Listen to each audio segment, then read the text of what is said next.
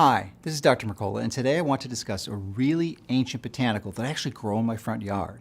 It's a spice, and it's been used in India and China for thousands of years. And that spice is turmeric. So why do I grow and harvest it and put it in my smoothies and salads?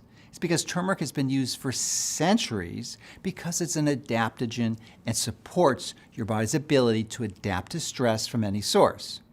Additionally, it promotes a healthy inflammatory response, helps improve your digestion, and promotes mental, heart, and joint health.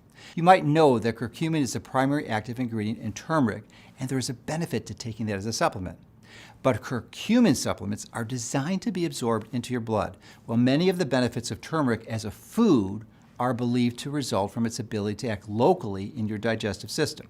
Now, the best way to get turmeric is to grow it yourself like I do.